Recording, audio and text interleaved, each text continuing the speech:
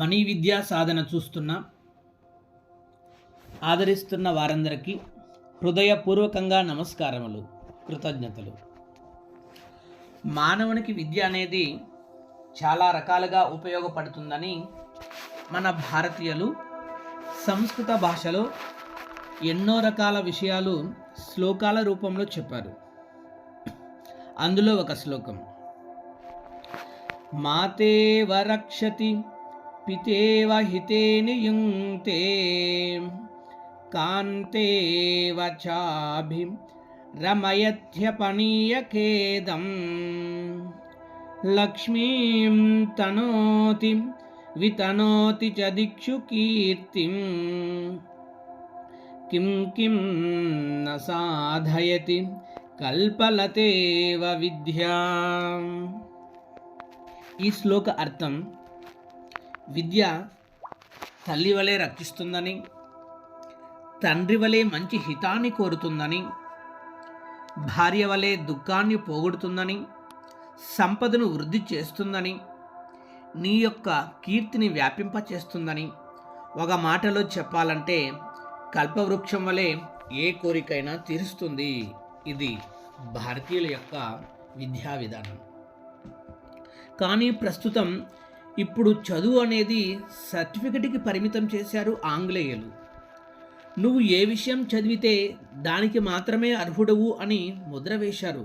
ఇది వాస్తవము కూడా, కానీ అది జీవితాంతం దానికే పరిమితి చేశారు వాళ్ళు ఆంగ్లేయులు. ఈ మధ్యకాలంలో చదువు అనేది చాలా విలువైనదని, దానికి ర్యాంకులు అనే పేరుతో పిల్లలు పెద్దలు ఒత్తిడికి లోనవుతున్నారు. ప్రస్తుతం ఇప్పుడు విద్యా వ్యవస్థ ఎలా ఉందంటే కొండంత కష్టం గోరంత రిజల్ట్ లాగా ఉన్నది.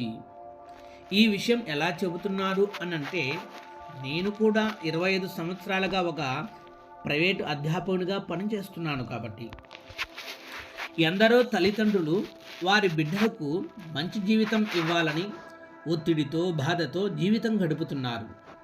చివరికి ఎక్కువ శాతం తల్లిదండ్రులు పిల్లలకి ఒత్తిడిని పరిచయం చేస్తున్నారు తప్ప బాధ్యత తెలుపడం మర్చిపోయారు, భారాన్ని తెలుపుతున్నారు. దీనికి మొదటి కారకులు ఆంగ్లేయులు. వాళ్ళ వ్యాపారం కోసం, వాళ్ళ పేరు కోసం వాళ్ళ భాషను వ్యాప్తి చేశారు.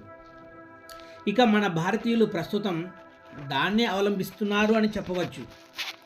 వాళ్ళ పేరు కోసం మన భారతీయులు ఇప్పుడు ధనార్జన కోసం వాళ్ళు కూడా అదే పని చేస్తున్నారు.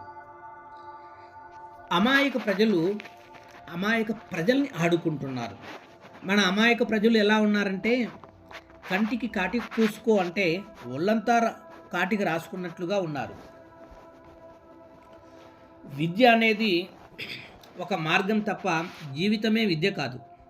కావున పబ్లిక్ పరీక్షలు రాస్తున్న నా ప్రియమైన విద్యార్థులందరికీ, తల్లిదండ్రులకు, వారి పిల్లలకు ఓ చిన్న మనవి.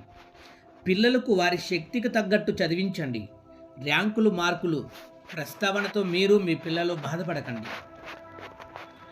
మీరు మీ పిల్లలు ఇంకా ఎవరైనా సరే ఎంత గొప్ప కోరికలైనను చదువుతో సంబంధం లేకుండా బలమైన ఆలోచనలు ఉంటే అవి నెరవేర్చుకోవచ్చు, తప్పక నెరవేర్చుకోవచ్చు. ఉదాహరణకు 5 కోట్ల విలువైన ఓ ఇల్లు కట్టుకోవాలి.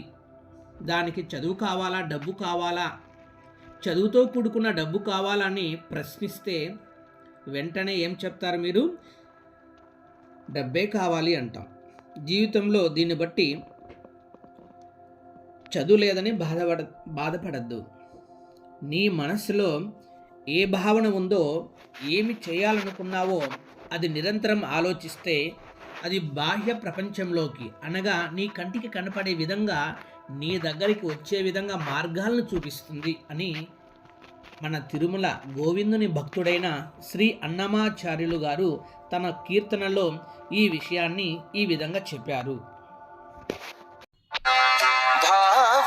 భావములోన బాహ్యమునందును,